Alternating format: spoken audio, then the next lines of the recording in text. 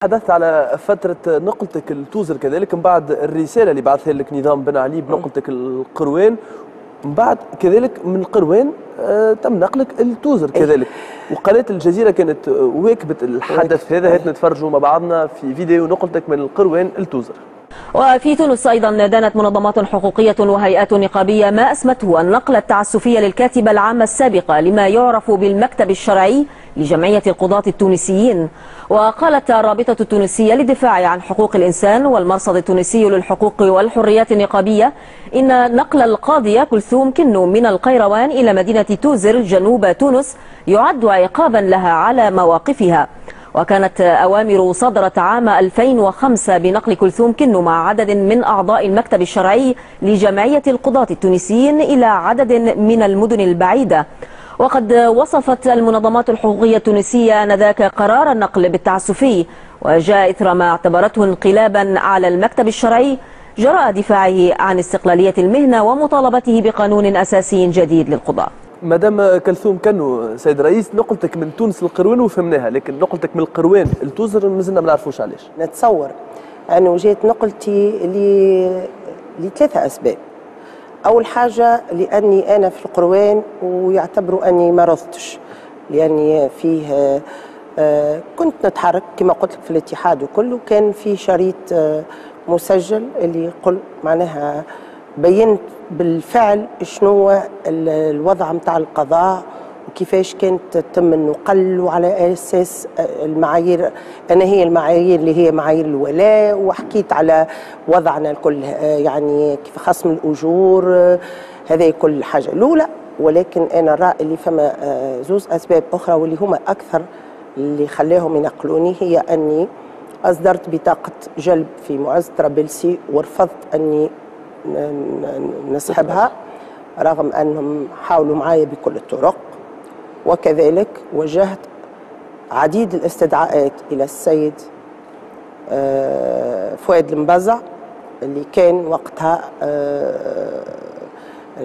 رئيس مجلس النواب، وما حضرليش. هذه أول مرة تصرح به أنت؟ أي أول مرة، هذه أول مرة نقولها. أنت علاش استدعيت السيد فؤاد المبزع؟ استدعيته في قضية مش باش ندخل في التفاصيل نتاعها، ولكن هو ما جاش لانهم هما بطبيعه مش انا متاكده اللي وقتها بلغوا الاستدعاء بشكل او اخر.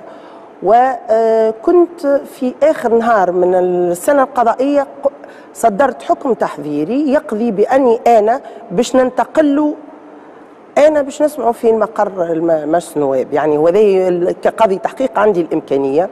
دونك هما كانوا فاهمين اني انا باش نمشي باش نواصل فيه الحكم التحضيري وباش نتنقل، ولو قالوا يا خير هي نقلوها لتوزر خير ما تقعد تتنقل وهي لتونس. وهذا انا حسب اعتقادي السبب اللي يمكن من الاسباب اللي خلاتهم ينقلوا. وكانك انتظرت انه سي فؤاد المبزع ما عادش رئيس الجمهوريه باش تقول الكلام هذا وتذكر اسمه؟ ما ولا رئيس عاد الحكومه الجمهوريه المؤقت، ما قعدنا في نفس الوضع. علاش استديت انه يتنحى من مهامه باش لا انا راني قلت، اما ما قلتهاش في العلن، ما قلتهاش يعني اول مره في وسيله اعلام. اي عاد انا باش نجي هكا طول من باب التقي جا سالوني علاش انت سالتني، انا قلت لك تو انا حتى واحد ما وجه لي سؤال علاش نقلوك، يعني خاطر الصحفيين ما سالوكش السؤال، خاطر ما يسالونيش السؤال هذا وانا مش وتوا نرى حتى في الفتره الانتقاليه اللي كانت قبل الحقيقه مش معناها راهو احنا نحسوا في رواحنا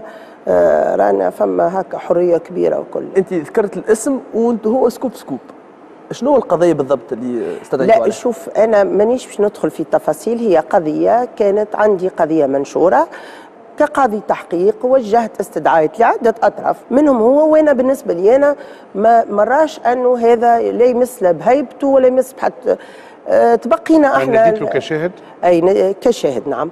لكن هذا احنا في نظامنا قبل ومعناها كانت عباره على حاجه معناها من معناها استنتبوه، معناها ما تجبدهاش الموضوع، لا تستدعى لا شاهد ولا كمتضرر ولا غيره، فهمتني؟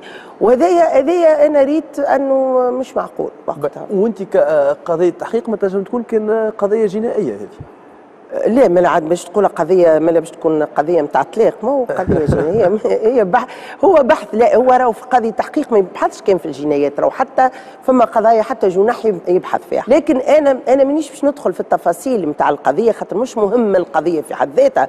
مي انا اللي ريته غير معقول انه لو كان احنا ناس كنا نطبقوا القانون ما فماش حتى مشكل. حتى رئيس جمهوريه وقت اللي استدعاه قاضي التحقيق المفروض انه يمتثل، يعني ما فماش حتى علاش. لانه اليوم تعودها سيد الرئيس؟ شو نعودها؟ اذا انا نخدم خدمتي هو ولا غيره، كان البحث يقتضي اني باش نسمعه. تبقينا هو ما جاش لاسباب ما نعرفهاش. تو هي وقعت نقلتها للقيروان وتوزر، اما تبقى القيروان وتوزر من اجل مدن العالم يعني. نعم.